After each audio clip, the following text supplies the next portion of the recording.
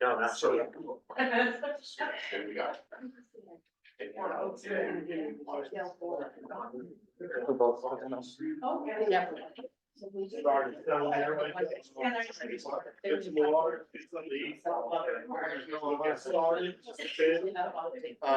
Get hydrated. Chips in the back. And. Once it starts. Okay,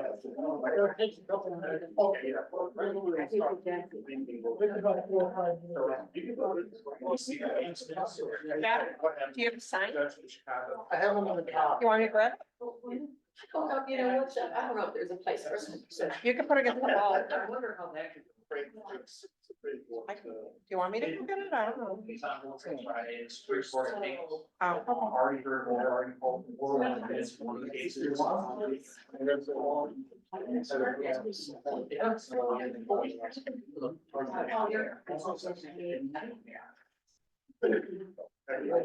Sorry, it's in here.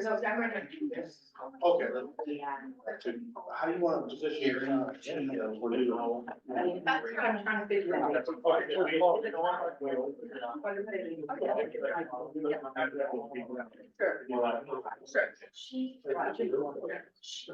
For now.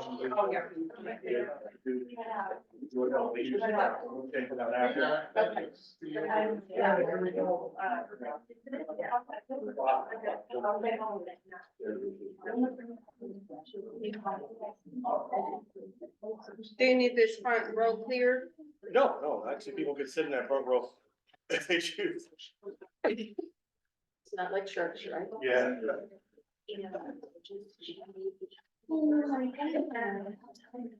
Township trustee. I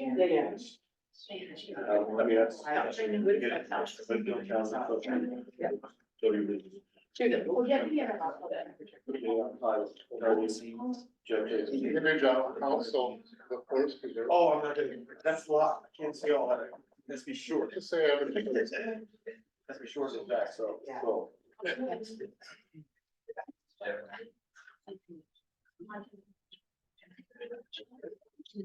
Okay, we'll get started in a bit. Let's give things a chance to settle. We'll run on time. We'll run probably ahead. Let's go quickly without the alarms. Yeah.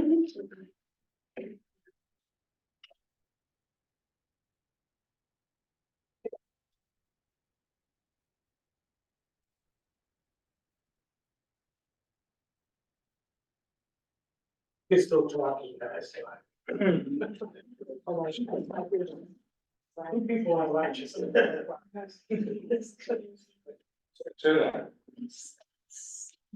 You good? Yeah.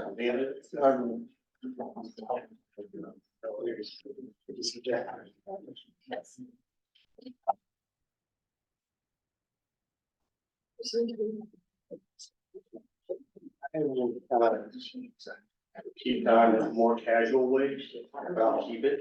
It's like a 30-second. Necessary. Okay. What we can do. Let me grab my laptop. I can put a timer on the screen. I don't know. Maybe just share the screen, but I think, yeah, I bet you somebody can do it on their phone. Yeah, we can't see this. Yeah, I can do that. You can, yeah, just let me know how much time. okay, I'll give you, yeah, like so. Very shy of making changes, also I do it, so that's. For moderators, Zoe and Chris, moderators, this is for you. When you ask the question, you have to like really let Andrew know the time for the answer section for the questions. Andrew is our timekeeper, thank you. It's Will. Will. I'm much prettier than Andrew, thank you. Okay. Yeah, Will, let Will know the time, and then we'll keep a time score from there. That's just one little changeover. So we got that off the books. Jeff, are you positioning a sign? Yeah. Okay, let's get our optics right. I came in, but I'm Chantal. You have like that red paper that you can hold up at 30 seconds or anything. And we'll just kind of nudge you guys. Bill. I'm just call me. Sorry. Sorry. I'm saying for running and running. No, you just have to. Did you Like, get all of them? Let's do Yeah, I that. was thinking about being an attorney when I was. Yeah, sorry. I can verbalize it in a second. Yeah. Consider a 15. I can do it. I mean, if you think you can be, Well, yeah. and there's a red paper, you can hold that up. Yeah.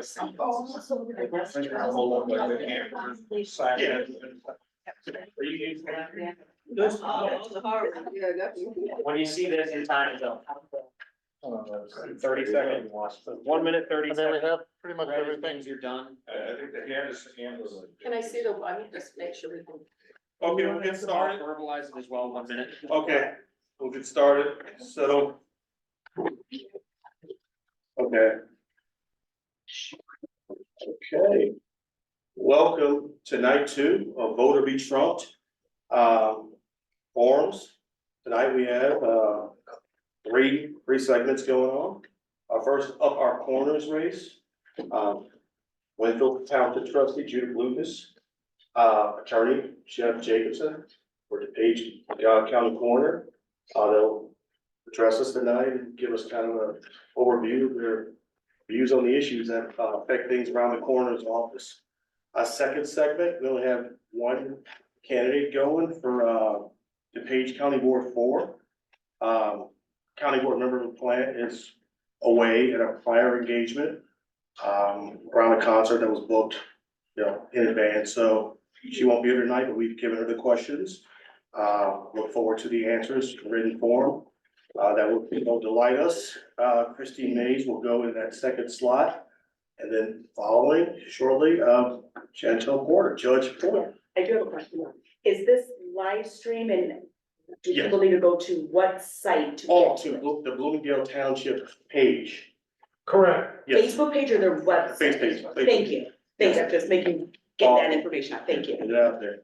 So yeah, our final segment, Judge Chantel Porter, just a few things about tonight. We are recording live, so, raising up a phone and recording clips is kind of discouraged. We do encourage people to take all the pictures they want, to really get up our web presence. Tonight, we are sponsored by the West Suburban Teachers Union, a local 571. They've, really gave us a generous contribution to really help with these efforts.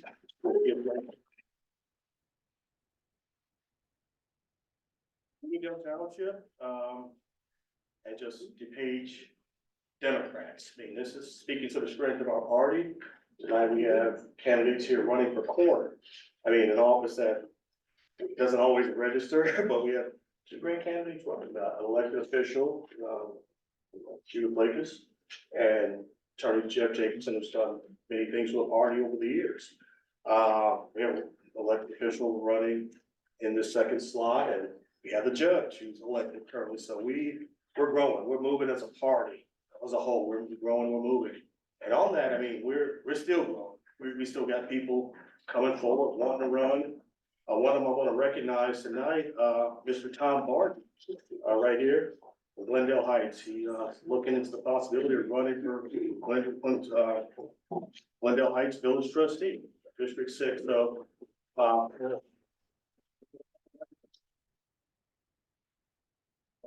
looking to really continue to grow our township, growing in a way where it's organic, where it's ground up, that way it's long and sustaining, and we win over time.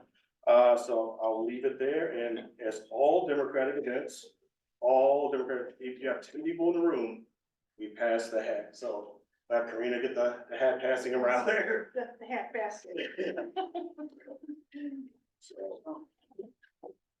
So we'll get that out of the way, and I'm gonna pass this off to a special moderator, Christopher Espinosa. He's been a leader in our party, with the Young Democrats of Dupage County, been a leader, ran for, vice chair. Last time ran a good race for vice chair for the county party. Like the school board member out in, Dallas Road. It's great to get a fast rising star in our party out here to agree to moderate this, this session. So I will bring Chris Espinosa on and I'll take a step back at this point.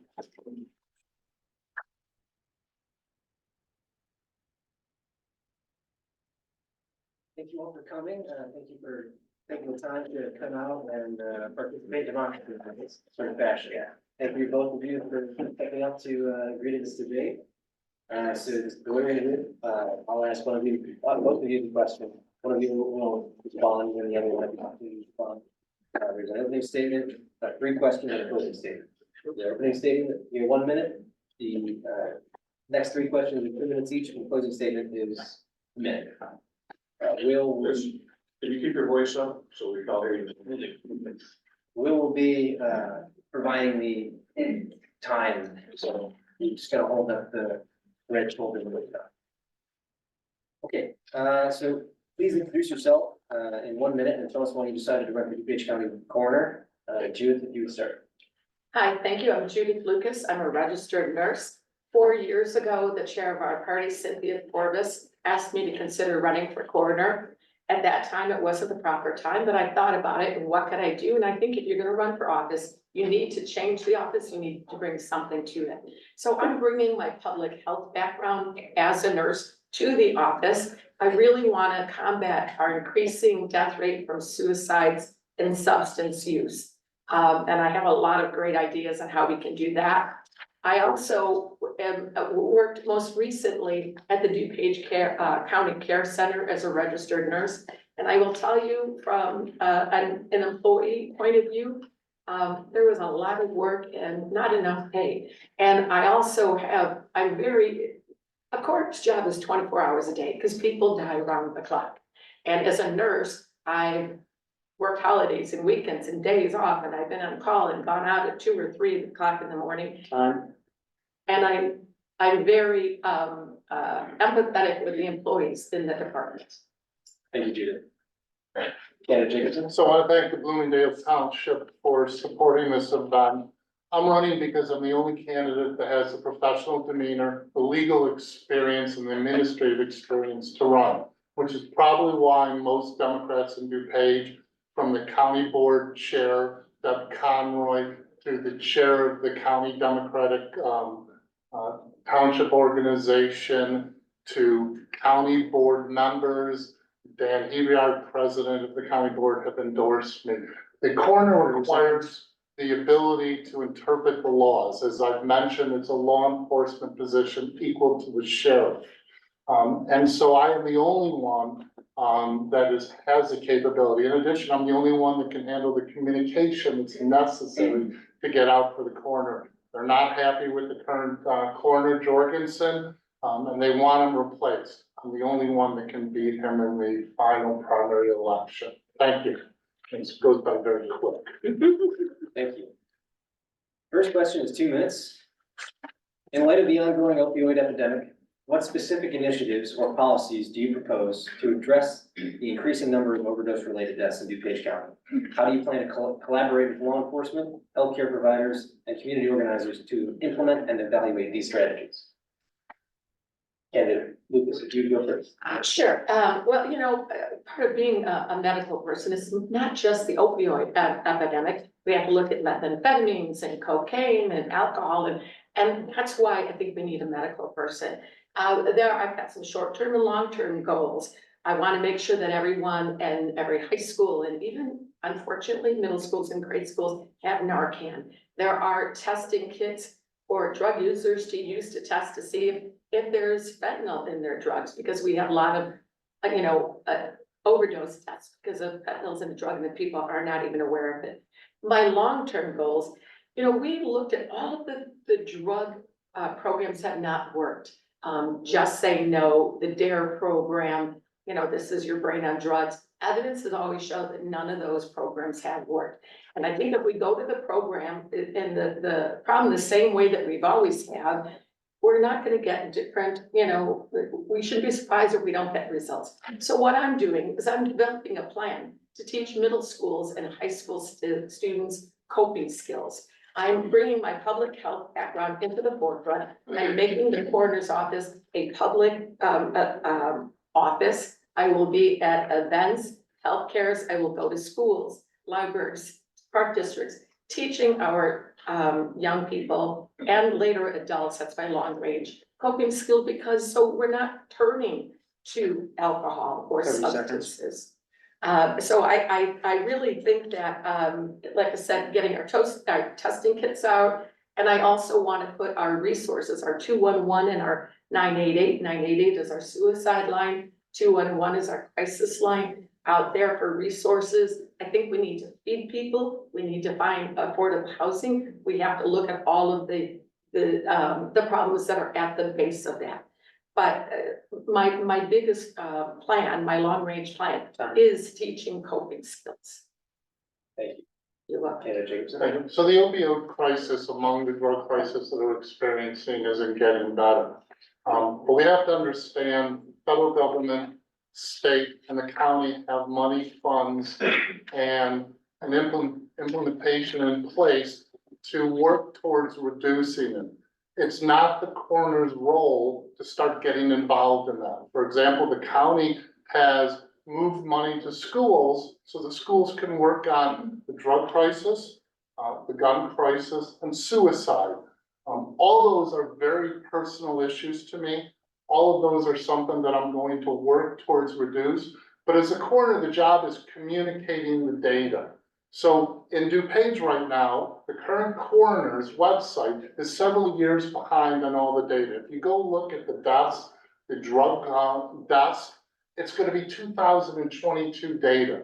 If you go look at Lake County, they have hotspots for the data. You can look at last month's data and determine where the opioid crisis is happening right now in the community, which means the schools with the resources can determine if they need to do something. The county can determine if they need to do something. Is there a hotspot where kids are getting into opioid and they need to know about it right away?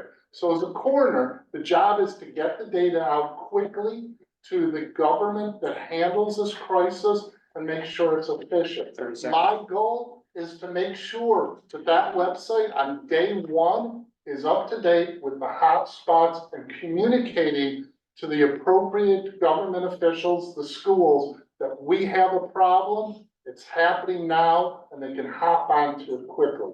That's what the coroner's job is according to the state law. Thanks. Thank you, Canada Jacobson. Question 2. The role of the county coroner involves not only determining cause and manner of death, but also engaging with grieving families during difficult times. How do you plan to enhance communication and support services for families affected by sudden or traumatic deaths? Additionally, what steps will you take to ensure the transparency and maintain the public trust in the coroner's office? Canada Lucas. So there's two parts to that question. Let's talk about the transparency. Currently, the coroner does press releases if someone is a pedestrian is hit by a car or a train, or they have found a body somewhere. But how many people know in recent history, we have had 3 deaths at the Dupage County Jail? Anyone? People don't know. Why? Because the coroner's office is not releasing that. And I think transparency is utmost. So as coroner, I will be transparent. I will release all information of any deaths that were in police custody, whether it was the county jail or any in law enforcement in our county. I cannot say that the deaths were from nefarious reasons. I don't know, because the information has not been released. And I don't think we need to do a Freedom of Information Act to deal with that. And as far as transparency, as far as grieving goes, part of that is with transparency. Like I said, we need to protect families who have lost a loved one to suicide. So if the family says, you know, I do not want my loved one's name released, we need to respect that. So we have to have the balance. You know, I've worked with the HIPAA laws my whole career. We have to have the balance between transparency and privacy. Also, as far as dealing with grieving families, I worked with end-of-life issues my entire career. I'm very comfortable with that. I want to make sure that, you know, everyone who's doing the death notification has had therapeutic communication skills, because when you hear that one of your loved ones has passed, you're always going to remember that. The other thing is there's nothing on the coroner's website now as far as resources for grief. And I'm going to make sure we have a lot of grief sources on there. The county website is wonderful because you can translate that into umpteen languages. But if you don't read English, you can't read that little button that says you can translate it. So that's something that we need to work on. So grieving families, if do not speak English, can go on that website and find those resources as well. Thank you, Candidate Jacobson. So a little about the coroner. The coroner is responsible for the deaths related to a sudden or violent death where apparently suicidal, homicidal, or accidental, or death due to sex, crime, or suspicious or unexplained death, where an attending physician cannot determine the death of accident or an accident motor vehicle death. So those are the only deaths that the coroner handles. If there's a physician that's there that knows the cause of death, then the coroner is not involved in those situations. So the other part of it, the death of a family member is very unique to the family. People mourn differently. In addition, no one can understand what a family member is going through. Yet the coroner can listen to their needs, offer services that are available, and then be there for the family. So if you look right now at the current coroner's website, there's no information if someone's grieving for a loss of family member or friend. We can put that information on, and if you look throughout the state, you'll find coroner's offices that have information for the mental health, whether it's a psychologist, social worker, or psychiatrist. That information needs to be communicated. As coroner, there's about a dozen deputies that go to the scene and handle the death. They should be given the information to be given to the grieving person. In addition, our current coroner is not burying people. They're the people, the deceased. They're staying in the morgue for about a year, and they deserve to be buried quickly. They deserve that. My promise on day one, we're changing the coroner's office. Every deceased is going to get the burial they deserve quickly. The family members and friends are going to get literature to help them with that grieving time. And we're gonna have to understand that we don't know what it's like to lose someone for these people. Thank you. Thank you, Candidate Jacobson. Question 3. As advancements in forensic science continue, what plans do you have to stay abreast of new technologies and methodologies in the field? How will you work to modernize the Dupage County Coroner's Office to improve the accuracy and efficiency of death investigations while ensuring the protections of individuals' rights and privacy? Candidates. Well, within my first 90 days, I'm going to talk to all the employees, find out what have our past successes been, what our current challenges are, and what's not working. And I'm going to solicit recommendations and advice to find out where we are, both as their work environment and our technology. And I'll go from that, and I know the current coroner already has some 5-year goals and further. In addition to that, I worked at the post office before I was a nurse, and I worked in human resources with more than 24 people, more than 200 people. Let's say 24/7, more than 200 people. I've done budgeting, I've forecasted equipment, so government contracts I'm familiar with. So I want to know that when someone says I don't have the background, I've got the background to do all that. And as a nurse, I'm always up to date on all the medical information. I read medical journals, I read all my nursing, and I will continue to do that in the coroner's office as well. I will network with other coroners. I will be up to date on all of our technology. We currently have some unidentified people that they have done DNA testing on, although now the DNA testing has even gone further. So with our new advances in DNA, I think we can go back and identify who the people are that we have, just some basic DNA. 30 seconds. Okay, thank you. So with my extensive background, and like I said, in government contracts and in managing people, and everything in medicine is evidence-based. We don't do a wound care or medication without evidence, and that's what the law enforcement office is also. All death investigations are evidence-based. All of our DNA, all of our technology is evidence-based. So I will That's one of my promises, is that I will be on top of all of our current technologies. And I'll be able to budget that financially as well. Thank you, candidate Lukas, candidate Jacobson. Thank you. So, not many people know, my original profession was computer science, which is why I tout the technology needs to improve at the coroner's office.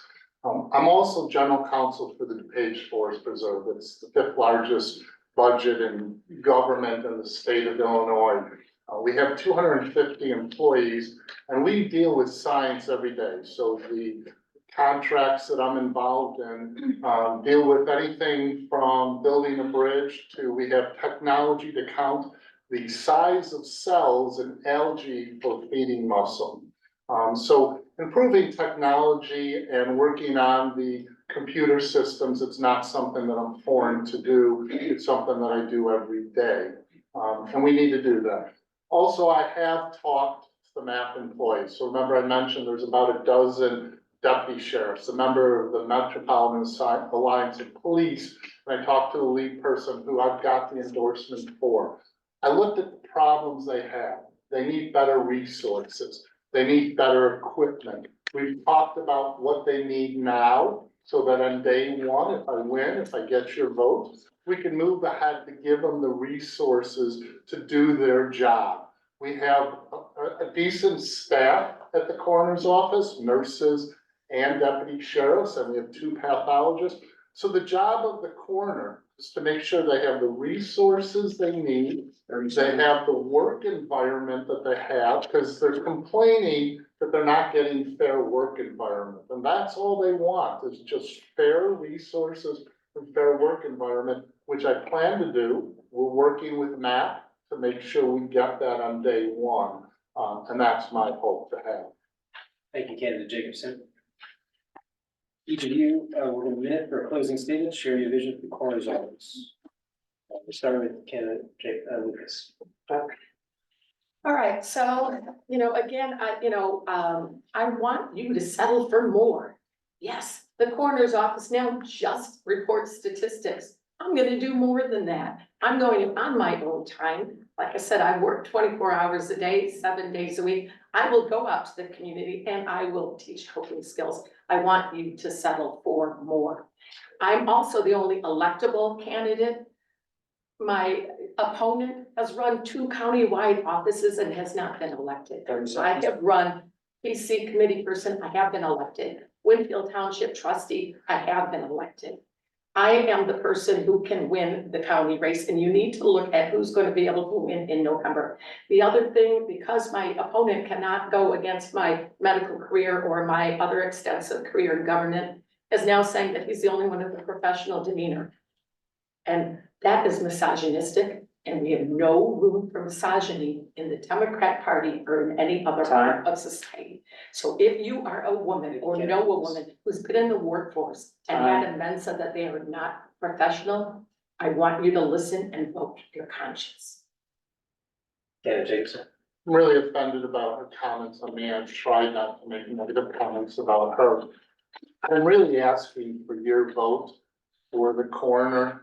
I think my work in the Democratic Party and in Dupage County for the last 30 plus years will prove my experience, my professional demeanor, my administrative skills. Most of you know me already, who I am. It's impossible in 6, 7, 8 minutes for you to really get to know me. Go to my website, Jacobson4DupageCoroner.com. Ask me questions, talk to people in the Dupage Democratic Organization. Hopefully that'll help, and hopefully I'll have your vote, your family's vote, and friends' votes. Thank you very much for your time. Thanks. Thank you both for participating. We're gonna be circulating around sheets of paper. You guys can write questions. We're gonna try to get them to the candidates so they can kind of answer in the body of their campaign, as Jeff suggested, that more time with the voters. So we're looking to do that.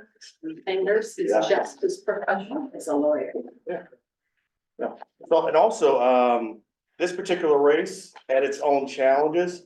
I had to go to the National Association of Medical Examiners to kind of gather the questions for that. So being coached up in that area was good. Thank you, Chris. So. It's crazy, isn't it? All right.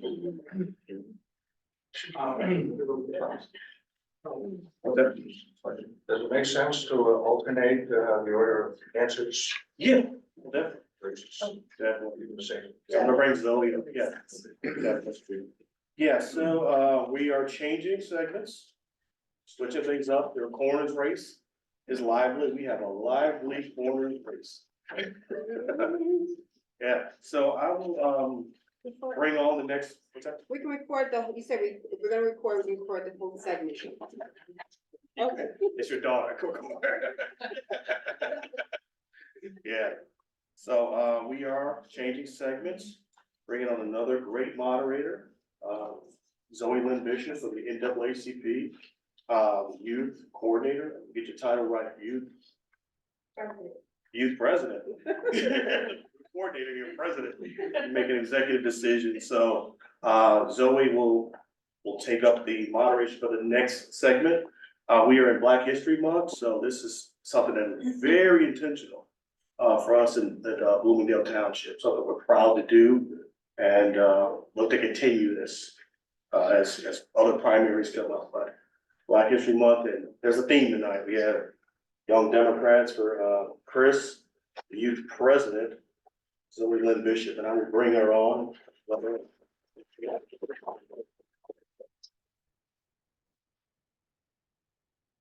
Well, thank you for having me.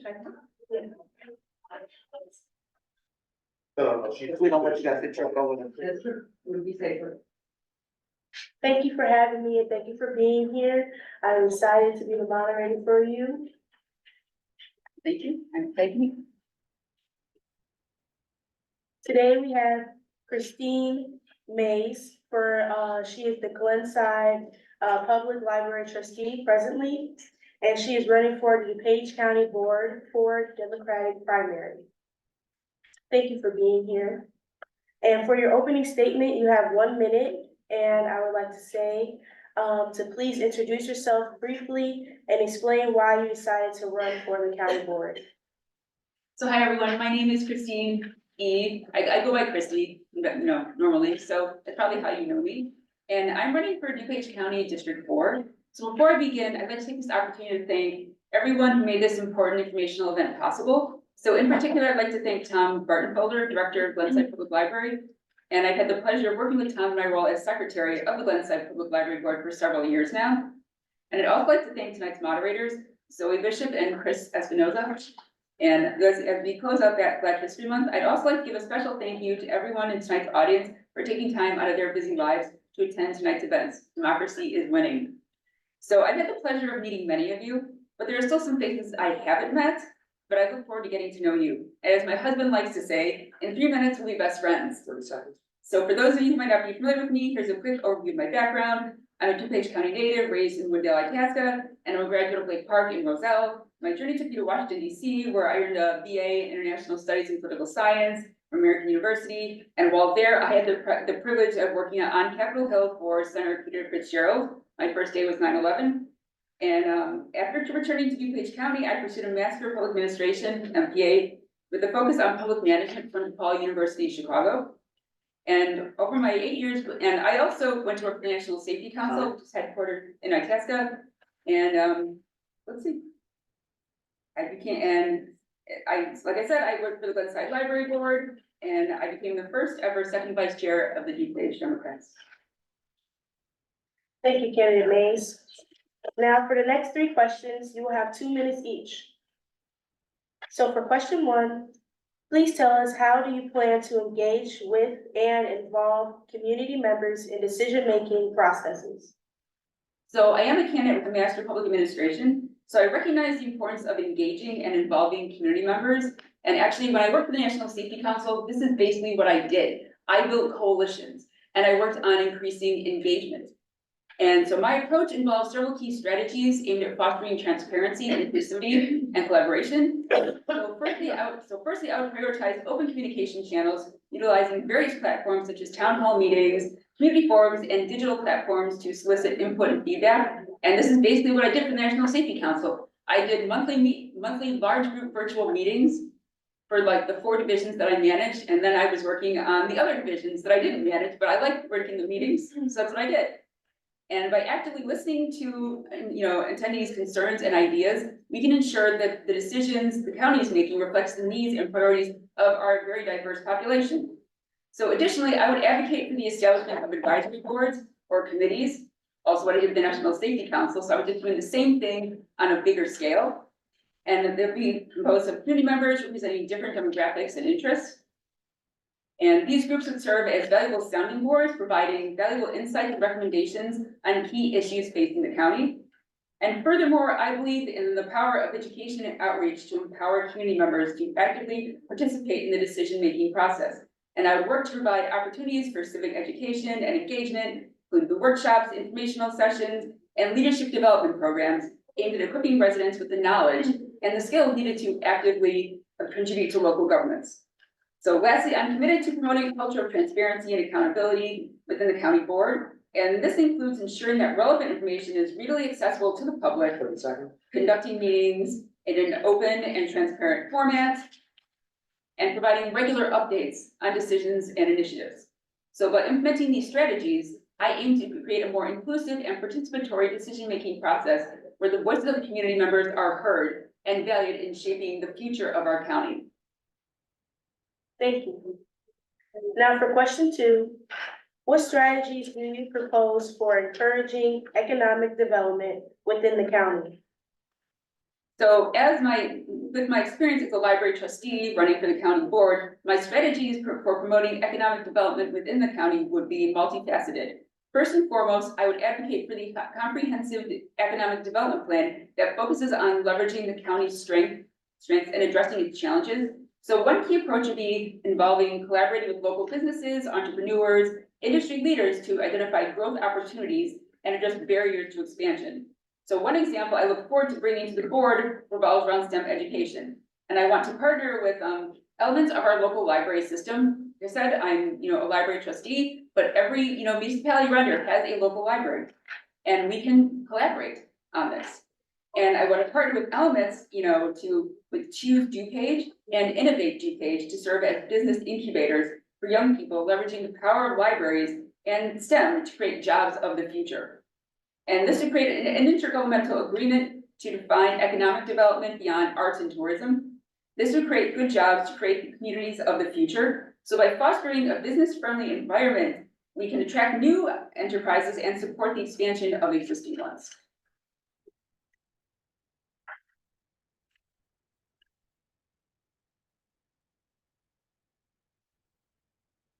Thank you. And for your third question and last question, how do you plan to collaborate with neighboring local government and regional organizations to address shared challenges and opportunities? So well, ARPA funds are going to dry up soon, and competing priorities have to be addressed, and this is key. So my approach to collaboration with neighboring municipalities and regional organizations revolves around strategic partnerships and effective communications. And again, this is what I did for the National Safety Council, and I enjoy doing that. I love doing that. I love, doing a lot of communication. I love bringing people in. I love creating networks. And I would love to, initiate regular meetings and forums to discuss, an open dialogue with representatives from the neighboring areas. And this would provide a platform for discussing shared challenges and opportunities, allowing us to identify common goals. Because we're a lot more alike than we are different. And I think that's really important to know that. Thank you. And for your closing, you will have 1 minute, and I just want to say thank you for all your responses. And for your closing, what is your vision for the county's future, and what steps will you take to make that vision a reality? Well, my husband and I chose Glendale Heights in particular because of its convenient location, and it also is a welcoming and safe environment. And I love the diversity that this community has. I love the fact that my 4-year-old plays with kids at the playground, regularly, and he is the only Caucasian kid there. He is learning to not see color. And I love that that is going to be, just how he goes through life. And that's why I'm running for county board. And I'm running to remind fellow Democrats it's okay to talk about the economy. As Democrats, we search for intergovernmental agreements and pursue outside, thinking outside the box, create jobs in the future. And I'm running because I believe in safe, strong, and thriving communities. And I'm running because I believe in the promise of this country. I'm a Democrat, and I'm running because I believe our best ideas are still out there. And I was on the Hill on 9/11. The parties work together. And so I know we can go back to this. And if we want a better government, we just have to put better people in government. And I really like the regional diversity here, and I love to create a more inclusive workplace on the county board. And I want to partner with the other two members, once elected, towards more diverse outcomes throughout the district. Thank you, candidate Mays.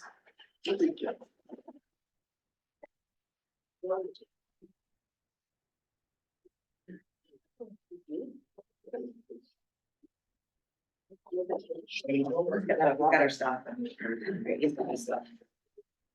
All right.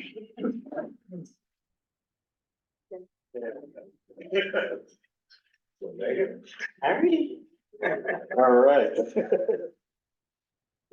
Bring on, it's a good session we just had there. We're gonna bring on Judge Porter. And there's this empty space where there's somebody on the ballot who just kind of sit there. He reached out. And this is key, we gotta get this out. Every candidate was contacted pretty much tonight in some form. I even contacted Pete DeCiani. And had a great 2-minute conversation about, can you come out here? Because I want to be fair. I want to be like, okay, I'm gonna give you a chance to say no. And that's how I kind of conduct things. And we got him off the phone pretty quickly. He gave us a no, and that was good. Which brings me to Chantel Porter's opponent, Sarah Callis. Try to reach out to her. I mean, there are elements in our party who know who she is. You try and you try, and it's fruitless search after fruitless search for someone who claims to be running as a Democrat. Can't find her. I reach out to the people who, see her as a fellow traveler, and they won't even give me her number. Like, hey, come on out here. We're friendly. There's a seat for you. Nothing. Give you an idea why I think that perhaps she's not here. Because she's planning to sit there on the ballot and run on something that's very cynical. Cynical. She's running on what they call politics the Bradley effect, or the Wilder effect. Doug Wilder was like a mentor to me. I met him when I worked for the Virginia Democratic Party, first Black governor. We talked about the Wilder effect. About candidates who just kind of get on the ballot and sit there because they may be running against an African-American candidate or a candidate of color. They may think maybe weaker. They just sit there. They play this game while people are out here doing the hard work in courtrooms, fighting for working families. Sarah Callis, out here. And then this is key for voters. I hope, this goes around. We share this. It's a problem, It's a problem, but Chantel's here. She shows up for the kids. Judge Porter shows up. We're gonna show up for her this Saturday to knock some doors. Oh, off my soapbox I go, and I hand it over to the judge. Alrighty, well, good evening. I don't know if I have a time limit or whatnot. You got as much as you can see. Okay, well, what I really wanted to say was good evening and thank you, Bloomingdale Township, for having this. I think forums are just so important because it is the opportunity to give the community an idea. I know oftentimes we all look at the back of the ballot and we see a list of names and it's always the judges. And when I go knock on doors, the number one thing I hear is, I never know who any of the judges are. And so my goal in this whole process has really been to make myself available and to make myself accessible to the community, to answer those tough questions and hard questions about my position and my values and where I stand and as a judge and what I think the role of the judiciary really has on this community. So let me tell you a little bit about myself. My name is Chantel Porter. I was born and raised in Hanover Park, Illinois, northwest suburbs here, graduated from Streamwood High School. I know I see my fellow Hanover Park down there, Ms. Taylor. Graduated from Streamwood High School, went on to college and law school. When I was young, I always knew that I wanted to be a lawyer. I was a kind of that young precocious child. I often would speak a lot out of turn at home and at school, and it would often get me in trouble. And so I had to find a way to hone that in a way that would maybe be more beneficial to me. And so law school seemed to kind of be the route that would make the most sense. But really, I had a passion for families and children very early on.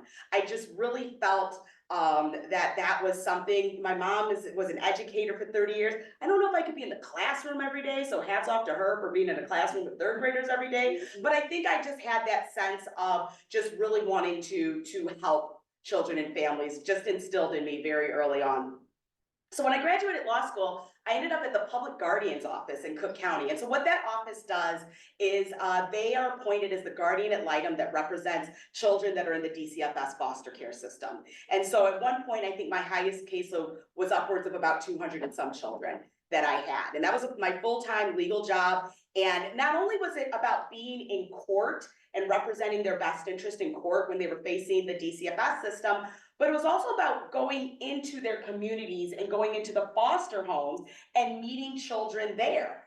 Because often court's very intimidating, right? And so when you have young people that are going through things, it just made so much more sense that these are my clients. I took it very seriously, that I would go interview them in the community.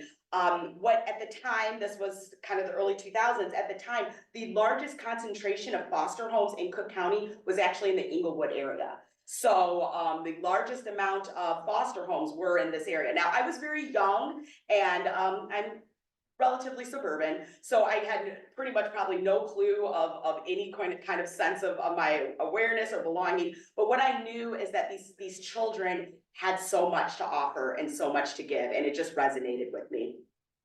I ended up in Dupage County at the Public Defender's Office, and with my juvenile background, here's the deal, and any lawyer will tell you, juvenile law is kind of a niche practice. It's very technical. Not a lot of lawyers do it. You really kind of have to, you can't really, you gotta know. And so with that background that I had, I was really able relatively quickly to end up as supervisor of a division in the Public Defender's Office. So I was supervisor of the juvenile division. And what that meant is I represented children who were charged, accused of crimes, and I represented them. And then I also would represent parents who were then facing the DCFS system. One thing that was very abundantly clear to me at that point in time in the Public Defender's Office was the overrepresentation of Black and brown children that I was seeing in the courtroom. And I really, and at that time, and even still now, there was maybe 2 Black prosecutors and maybe 2 Black public defenders. And I think now we're down to 1 Black prosecutor and 1 Black public defender. And so I really realized that there was a huge lack of just qualified representation within the system and within the court system. And that really just resonated with me and something that I just took with me. After leaving the Public Defender's Office, I went into private practice, ended up becoming a partner at a firm in Lombard, which I was really proud of, ascending my way up through that. But one thing that I kept still with me was my child representation focus.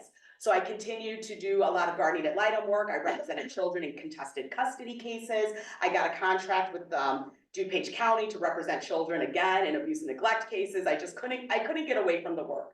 I just genuinely couldn't.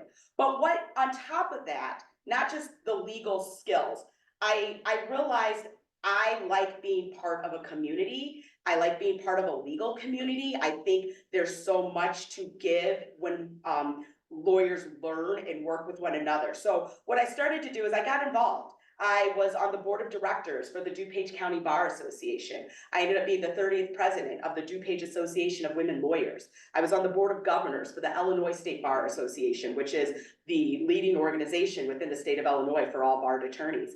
I ended up getting appointed to the board, the Illinois State Board for the Court-Appointed Special Advocates. These are volunteer advocates that work in the juvenile court system to be the eyes and ears of the court and make sure that they're advocating for children. I served on that board. even more interestingly enough, I really got to get into policy.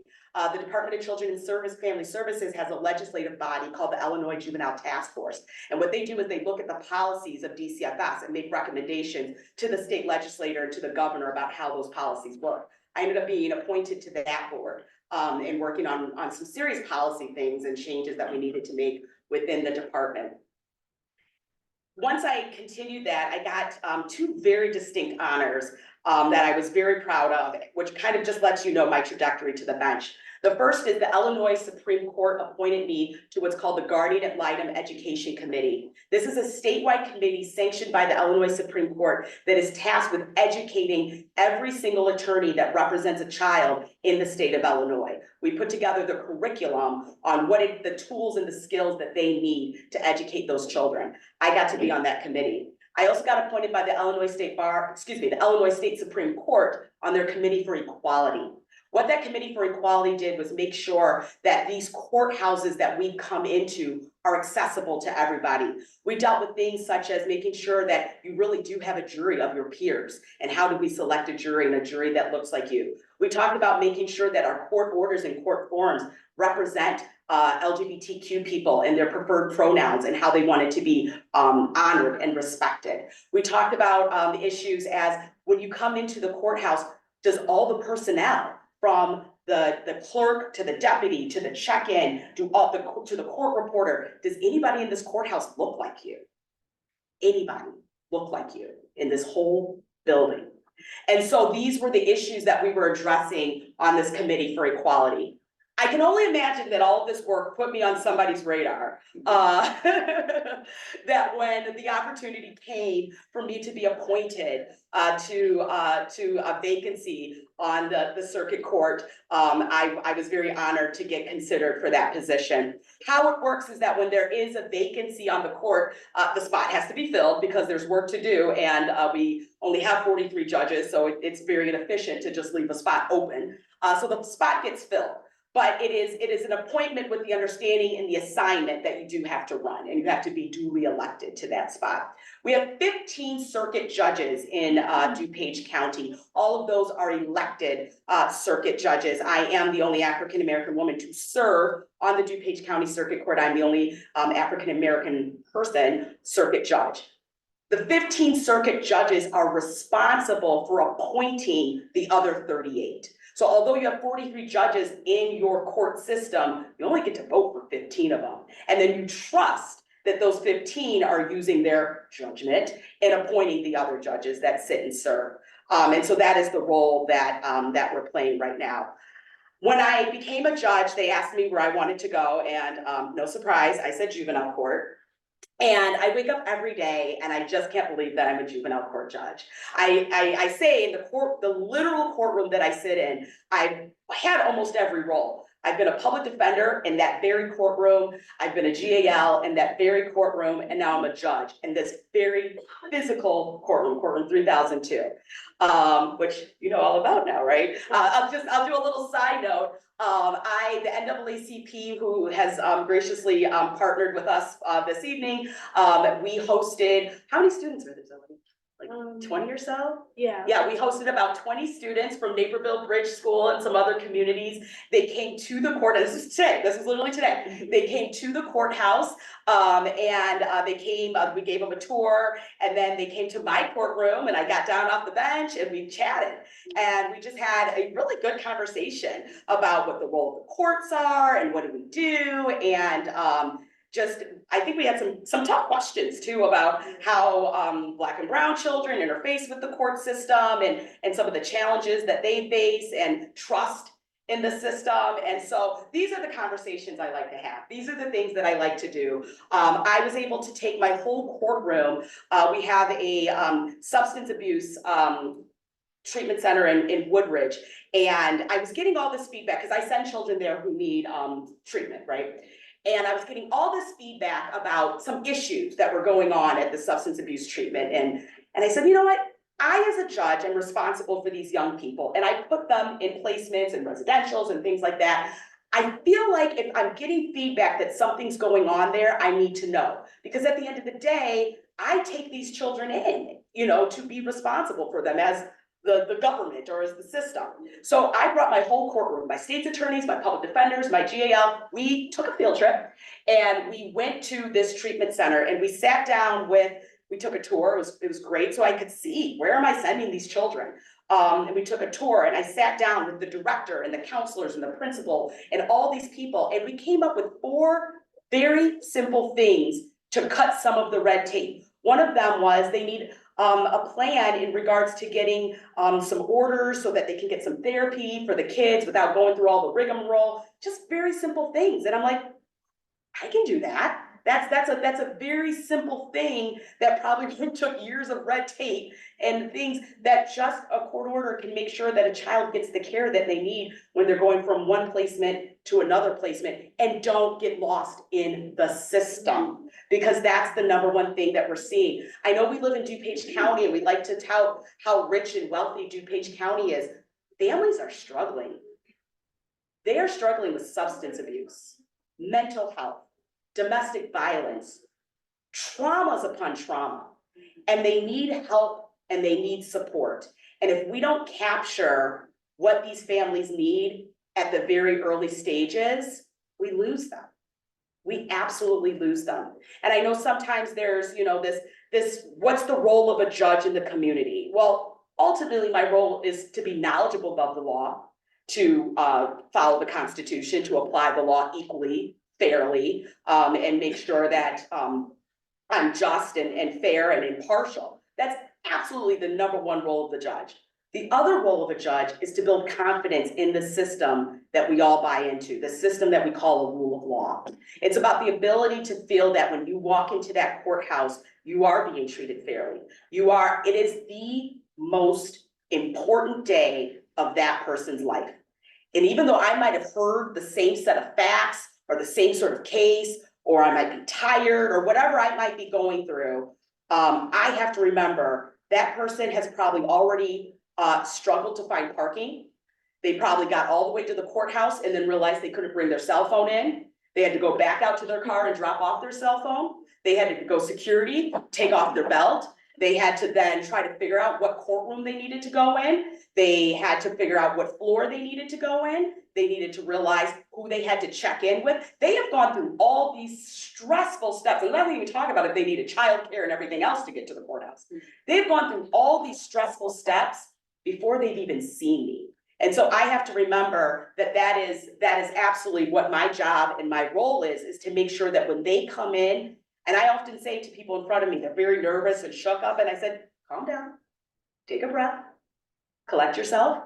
I'm not going anywhere, I'm here, they pay me to be here all day. So we will take our time and we'll get through this. And I'll make sure that you understand what's happening and that you walk out of here feeling, even if it didn't go your way, because 50% of the time it probably doesn't, that you at least felt heard, you felt respected, and you felt like the judge was knowledgeable. So that's why I'm running. I believe that we can do things differently. We can be better. I have the depth of experience, the civil experience, the criminal experience, the experience working with laws and legislations and these sorts of things. And I do believe I have taken the time, and this is time consuming, right? Just personally, I'm married. I'm the mother of a 6-year-old little boy who, if I'm here all night, that means I'm not with him. So I've spent lots of time taking time away from my own personal family to get to know you all, to make these relationships, to make these connections, because it's just that important to me. So I thank you all. I thank you all for this opportunity and for your time.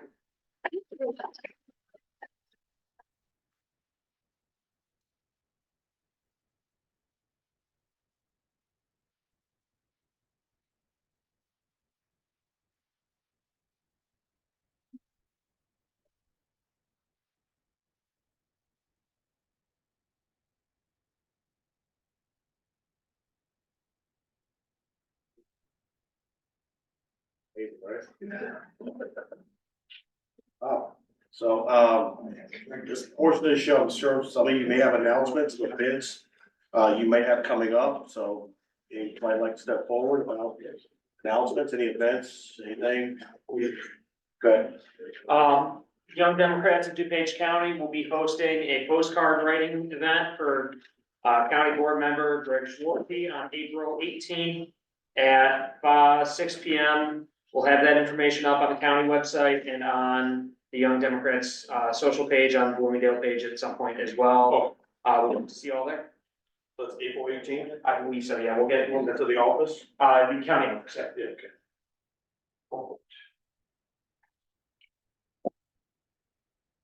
Let's jump in there. Everybody got announcements? Go for it. He said, they are now, anything good? You got a Primaries fundraiser? coming up. Primaries coming up, Judy, any fundraising, anything coming up for you? Okay. Jerry? Yes, I have something. I just wanted to introduce myself. I am Terry Taylor and I live in Hanover Park, Illinois. I've been in DuPage County for about 30 years. I am running for the Democratic Precinct Committee person in Bloomingdale Township, precinct number 1. So remember, we're number 1. And my initials are TT, so vote for Terry Taylor. This weekend, can you believe that it's only 19 more days, 20 more days to election? The election is March 19th, 2024. So I just got a little boost. Somebody gave me a bump. They were like, Terry, we want to help you get out the Latino vote. I was like, oh, okay, go. They're like, remember this summer when we did candidate training with Emerge? We gonna help you. We the Latino. And these girls are like nationwide. So they were like, we're gonna phone bank. We're gonna convert your literature to Spanish and we're gonna call people. I was like, well, come on. Then also, I wanted to let you guys know that last night when I got home, I got an email, or it was the night before, from the Democratic National Convention. I have been appointed as neighborhood ambassador for the Democratic National Party. I go to training on this Saturday, and they wanted me to recruit 100 people from DuPage County so that our county can be on the national stage. Now, I don't know exactly what you're gonna be doing, and I know a lot of you guys probably signed up already, but we can pull into a team and get some things going. And I've noticed one thing about them. They let us know things at the last night. They were like, hey, we want to do your background check, your fingerprints and everything. They gave it to me last night after we had the form. I had to have it turned in before I came here today. So yeah, I'll be getting information to you at the last minute and it's not my fault. Then the other thing is, because you guys are here, I know that you care about your community and your community leaders. During the pandemic, one of the pastors in DuPage County contacted me and he asked me to open up a legal clinic. I'd never done that before. So I opened up a virtual legal clinic. It's called the CTC Social Justice Center, and it's right across the street from the Roselle Library. That's where I raised my children, in Roselle, and at Christian Tabernacle Church. So on the 3rd Saturday of every month, we do a virtual legal clinic from noon to 4. And believe it or not, 75% of our clients are non-English speaking. So luckily I had a few people in the congregation that spoke Spanish. I never knew it. You sat next to me 15 years. I know a little bit of Spanish. You sat next to me in church for 15 years. You didn't say one Spanish word until I said, I need Spanish interpreters. But I'm constantly looking for volunteers to help us service our community. And that's all I have.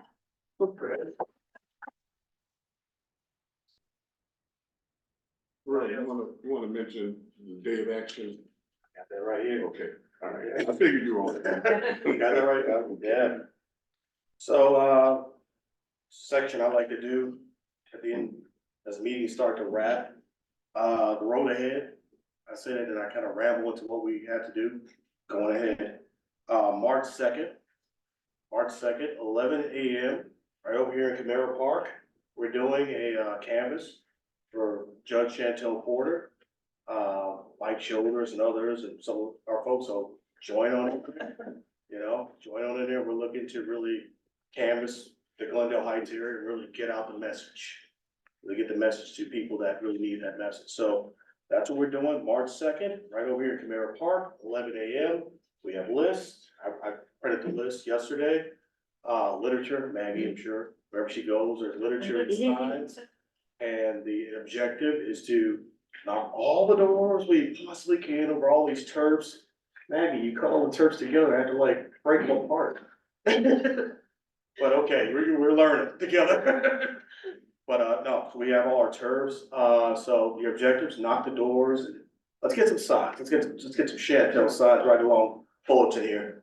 You know, we have some Sarah Cal signs in some homes that shouldn't really be there. I'm looking at these were strong Democrats.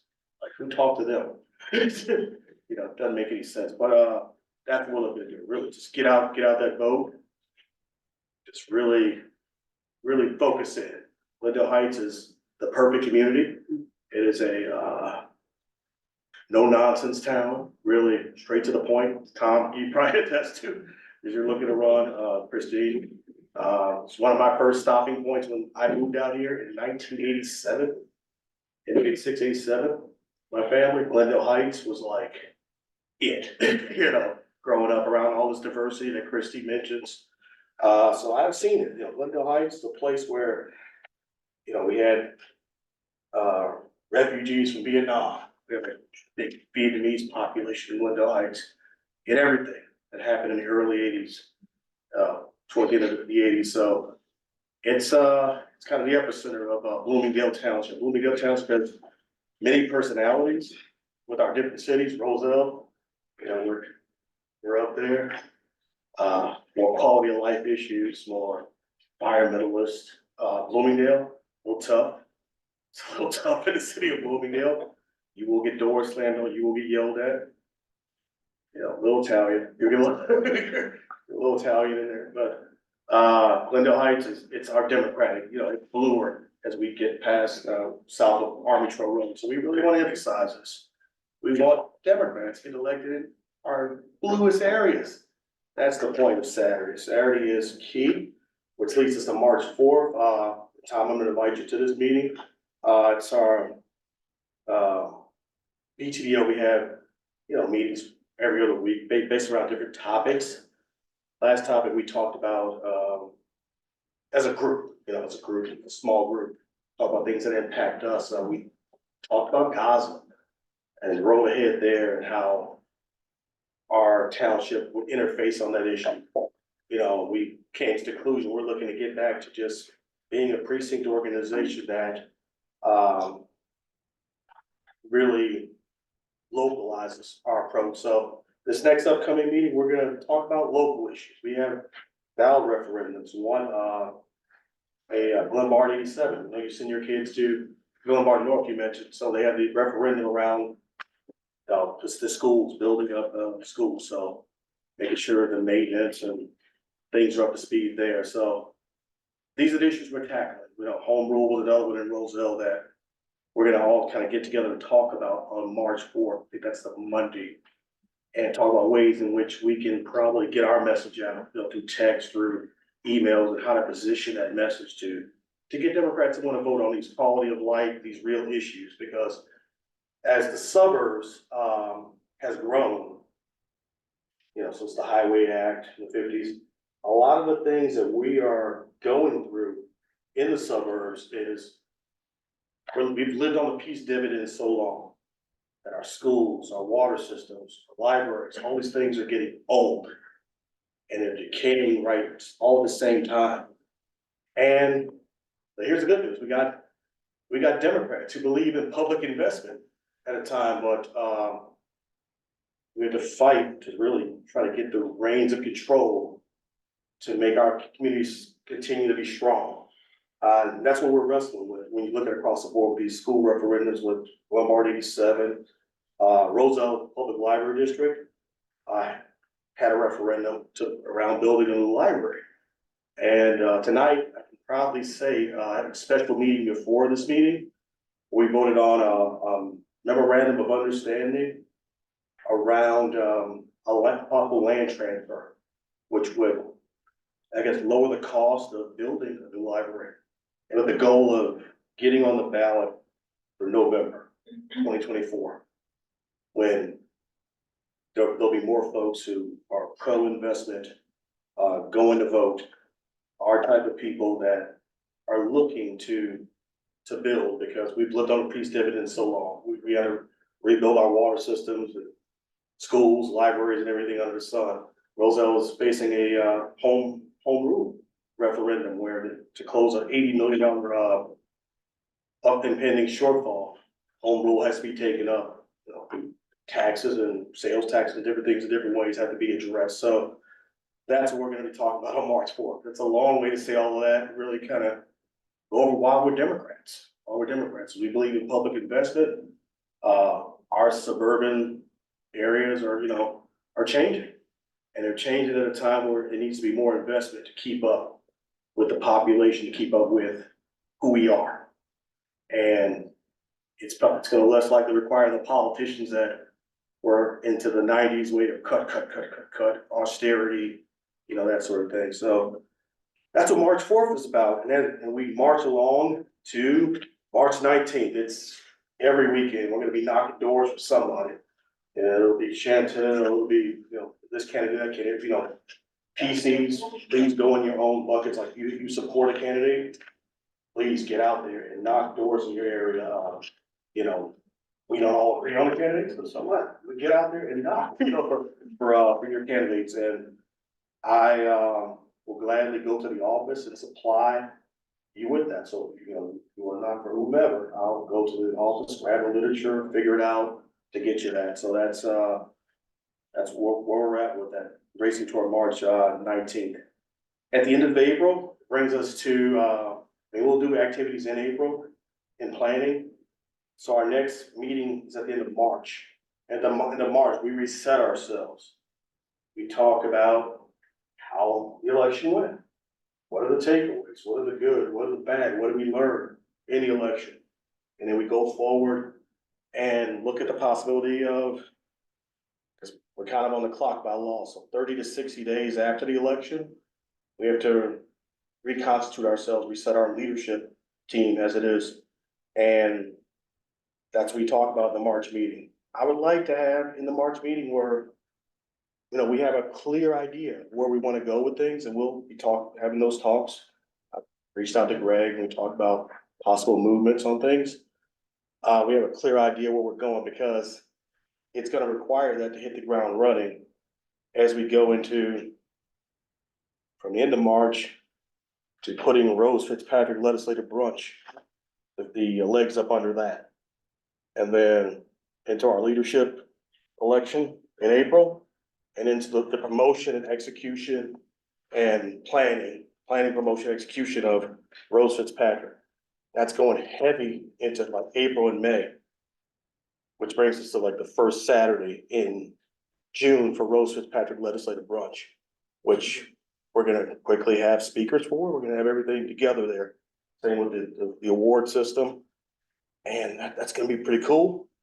Followed by the next day, which is the Rose Parade, which is our event, our big one, where we just really get the candidates to really get out there and march in this big parade where the Republicans are gonna be there. We gotta get all our Democrats out there.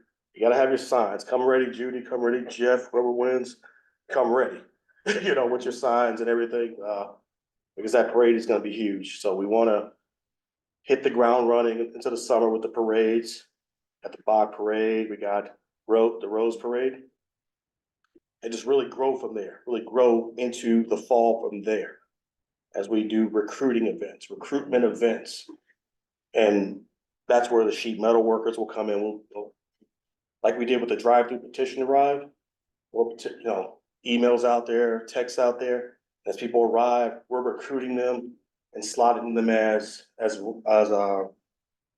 appointed PCs into the open areas. So we're fully staffed, we're staffed up for the fall. Yeah. For the fall, we're ready to go. We want to be ready like July, August, because it's better to do it this way. We don't have to figure it out. It's there. So, that's the objective, leading into the summer, setting everything up for the fall. And that's, where we're gonna be running on like kind of two planes there. So we come out of Rose Fitzpatrick, restructure some things, hopefully get that second account up and going for the municipal campaigns, the times. I'm looking right at it. The municipal campaigns. I'm just gotta keep my mind. So we're getting ready for that, because signatures for municipal campaigns they run parallel with the election. So what we ultimately need to do, what successful parties do, is to have our municipal candidates knocking doors with our general election candidates, so it's a perfect handoff, because Republicans have done that for years. They've kicked our butts at that. You know, oftentimes the Democrats will have our municipal candidates go around, do all the work, and that's great.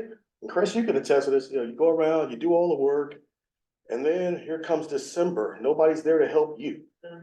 That's a problem. So we're gonna be orderly with that.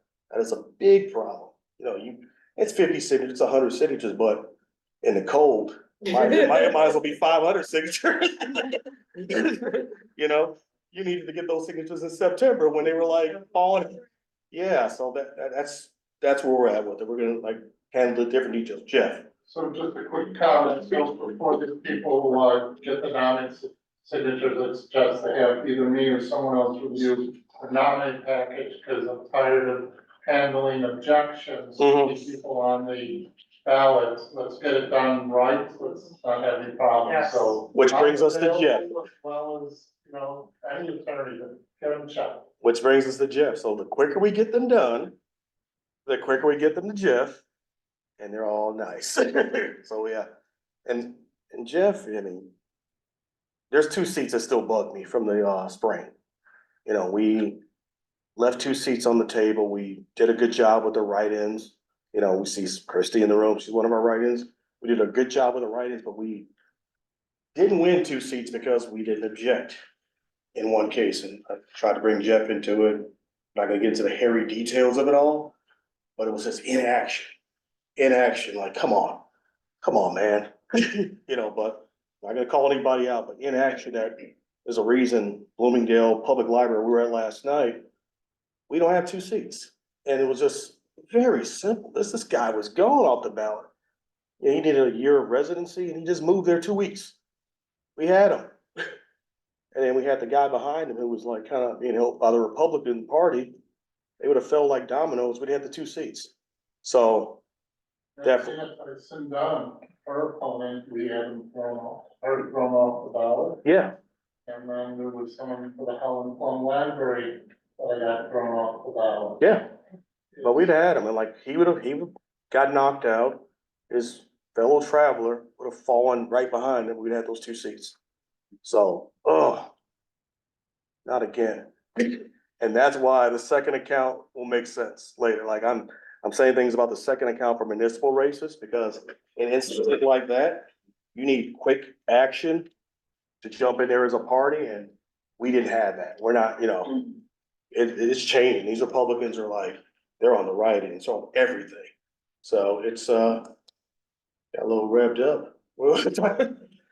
All right, cool. So Rose Parade, yeah, we're looking good. I mean, we have a membership drive, so check this out. We have a membership drive. I'd like to thank Ann Summercamp. She's not here tonight, but she signed up. She's a BTDO member.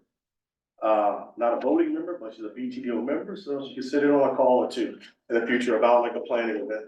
So we're really pushing that to folks. So if you can, you know, sign up for Bloomingdale Township membership. You know, help our township out, really builds in things above and beyond Rose Fitzpatrick and other things that we do. The sponsors tonight, again, the West Suburban Teachers Union, you know, they were generous. So this is what we're looking to do, really do these events and build into the summer, build into the fall, partnering with our unions. I mean, I'm trying to build a better relationship with our unions, because we found last time we ran our slate, a lot of these are lessons learned. We're learning lessons from 2021. When I wasn't chair then, but I was running on the slate for Township, and I kind of got the information after kind of being away from the party for a while, and I was like, okay. I called one of the heads of the unions for the North Central Labor Council. He died. We said, I'm blanking on his name, but you know, he's a long-term labor leader that you probably don't talk about around that time. But I called him up. I'm thinking like calling an old friend, trying to get money for the township. And he goes, what are you talking about? You didn't fill out the paperwork. You know, right after the election in November, you gotta get your paperwork in.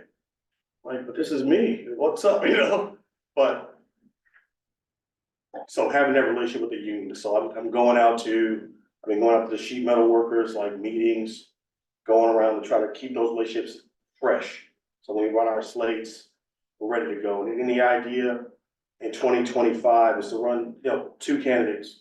Hopefully Greg, we're still trying to recruit him, and Karina, can run, and we figure by like 2 people running, we have a better chance to running these long, extensive slates that, go all over the place, and running on more moderate members, quite frankly, who will perform better, in those races, like that is what townships usually yield in respects of,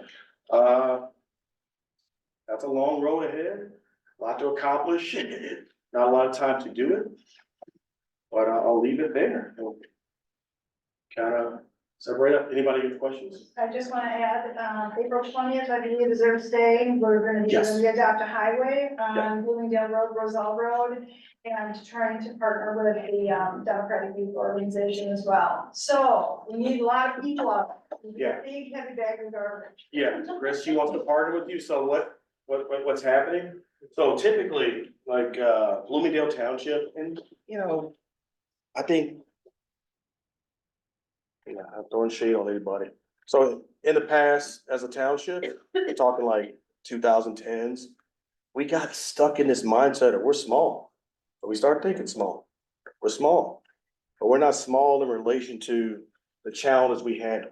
So like Bloomingdale Township, if you add up the Democratic vote share, our Democratic vote share is about the same as Naperville Township.